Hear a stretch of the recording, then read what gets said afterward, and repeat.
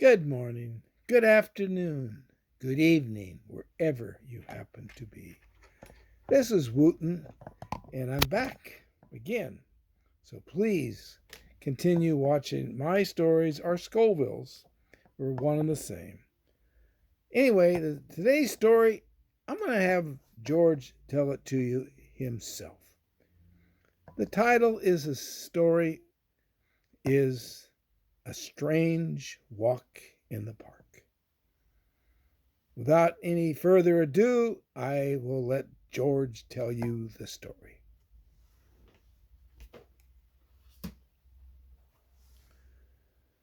The doctor said I needed to start walking because of my weight, and so I decided I would go walk in the park. And today was going to be my first day I walk in the park. And I started early in the morning, and I came across this gentleman. He was painting, and he was right in front of a nice, beautiful palm tree. And he'd hold his brush up to measure it, and he was painting. And I finally said to him, "Sir, do you mind if I look at your actual painting?" He said, "No, not at all." Well, I looked at it. It's a car. It's not a tree. I paint what I see. All right, all right, all right, all right.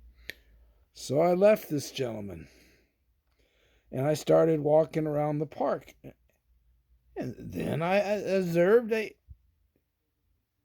man who was running backwards. Well, I turned around and started running so I could be right next to him. And I said, "Sir, I notice you're running backwards. Why is that?" "I'm afraid of the future." With that, I said, "Thank you," and turned around and left. Well, I continued my walk, and then I remembered I had to pick up some prescriptions at the drugstore, which was just on the other side of the park. So I went over there, and there was a gentleman on the side of the road with a sign. And I glanced at it, and I thought it said that he'd work for money. That's normal what the signs say.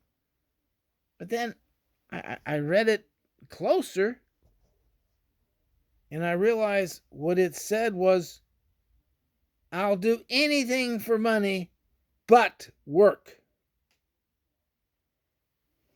I thought to myself, what? So I asked the gentleman, I said, "Do you make much money with a sign like that?" And he held up a coffee can and shook it. Sounded pretty full. Then, as I started to cross the street, I noticed this gentleman. He was in a uniform for the city that I live in. And he, obviously was a city worker. And he had was carrying a bucket hooked to his belt. And he had a pad, and he's writing things down. And he was walking on the road, looking at the road real carefully. I said, "Sir, may I ask what you're doing?"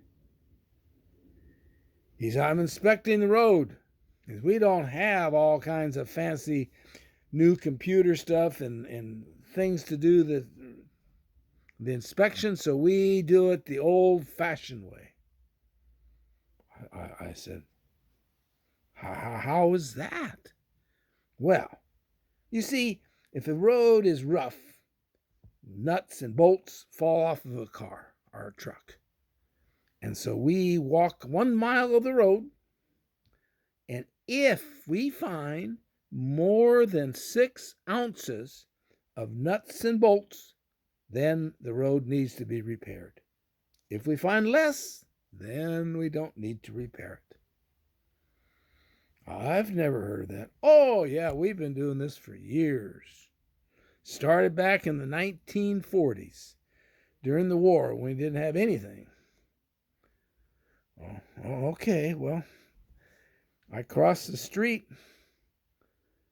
and what I do typically when I go to this drugstore, I look at the drive-through, and that kind of gives me a gauge of how busy they are inside, depending on how many cars are driving through.